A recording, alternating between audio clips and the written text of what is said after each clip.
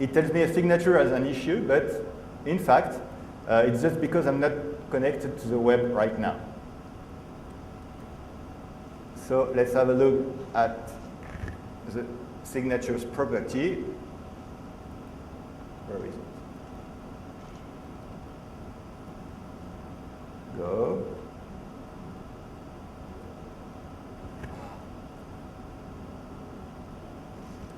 Okay, usually when a file is proposing you exe, you don't execute this exe, but to abuse the user, you can see here that the PDF is signed with, in fact, Adobe key. If you look at the certification chain here, we use this key, which is also signed by Adobe.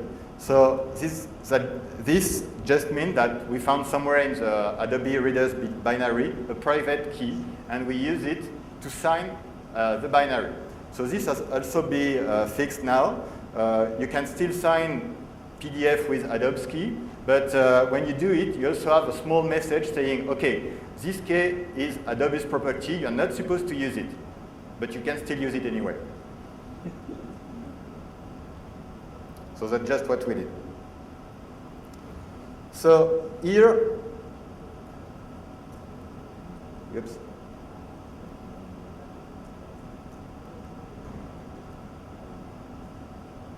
Sorry, I forgot something.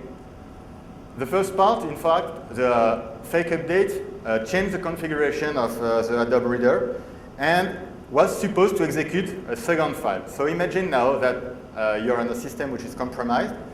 I didn't open it with the right thing. You have a second payload coming now. And when you open it, you see that there is an executive program which is executed without any warning this time. So now the host is fully compromised. And additionally, go to hell here.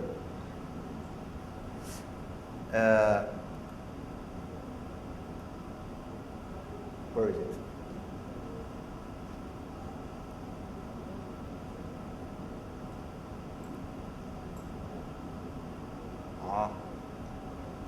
Okay. I'm not used to Windows.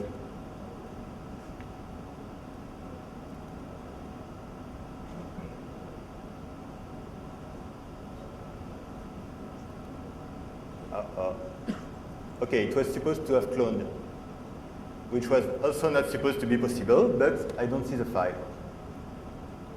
Anyway, I won't lose time on that, since now it has all been fixed. So, oops, go back here. All the slides and samples are available. I give you the URL later. So this was 1 year ago. So what's new now? I told you the first thing was we wanted to look at what's in the Adobe Reader. And as a matter of fact, Adobe Reader is a monster. Oops. Will you stop? No?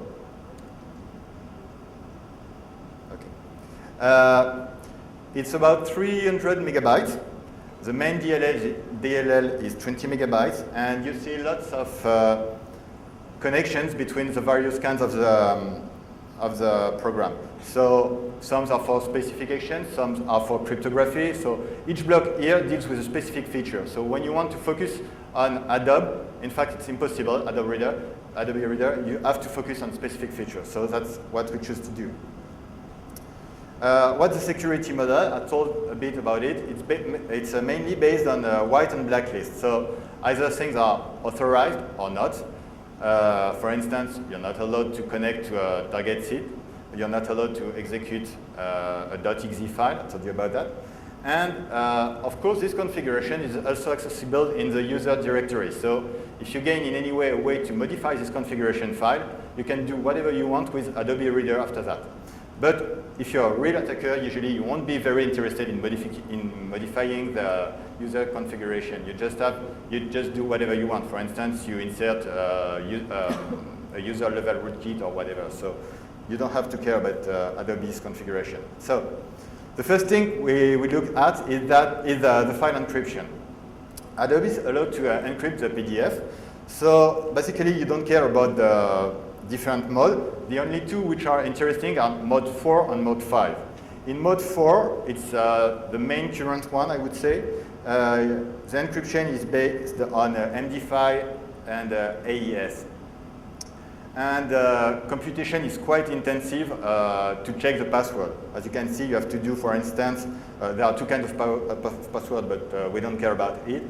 For the user password, the /u, you do 1 MD5 and 20 RC4. But they said, okay, this is nice, this is security, these are known algorithms, but we need something which is faster. So they created the type 5 encryption, which is mainly based on AES and 256-bit version of AES. However, if you look at the computation, there is a big difference between type 4 and type 5. Okay, type 5 was made to be fast, so an attacker can also brute force it faster. So the conclusion of this comparison is that if your password is shorter than 32 bytes, you have to use type 4. Otherwise, brute force of your password will be much more easier. And that's why currently most people should still use type 4. Another interesting part in Adobe's security model is trust. By default, a PDF is just a PDF. Okay, it's not supposed to be able to do anything. But you can sign a PDF. Okay, what if a PDF is signed? Nothing. It just says, okay, I am the one who created this PDF. Fine. It gives you no additional privilege. So they had another feature which is called certification. If you have some certificate in your storage, and the PDF is signed with this certificate, you can also associate properties with this certificate. For instance, you can tell, okay, if this PDF is signed with such certificate, then it can connect to this website. So that's why I told you a few minutes ago that if an attacker can modify the user configuration, for instance, he could inject its own certificate in the user storage with many, many privileges. Then he can do whatever you want. But still, you have to inject the attacker's certificate in the user storage. But you have much better. You have usage rights.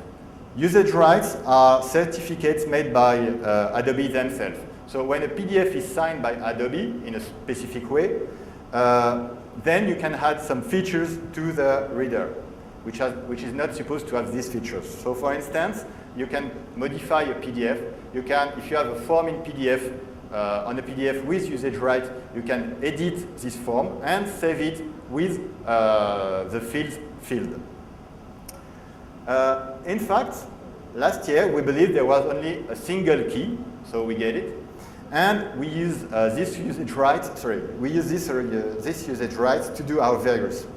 But we searched a little bit more, and we found a second key, which in fact is proposed with a lifecycle.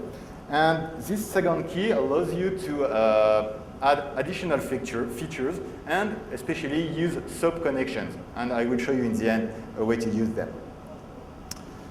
So as I told you, you can no more sign a PDF with Adobe's key. You can still activate usage rights even if you're not using an Adobe's product once you have these keys.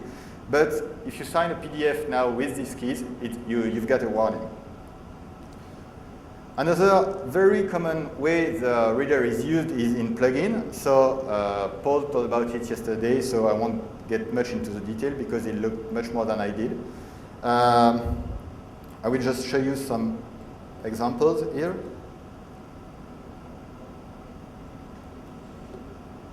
Okay. Oh, no, I don't care.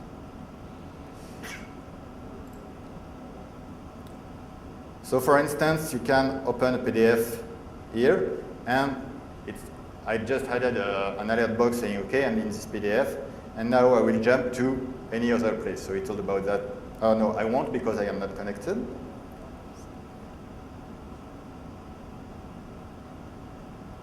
Uh-oh. Please stay alive.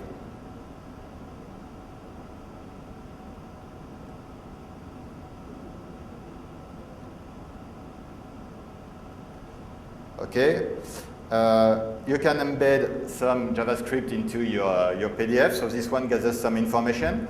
There's also different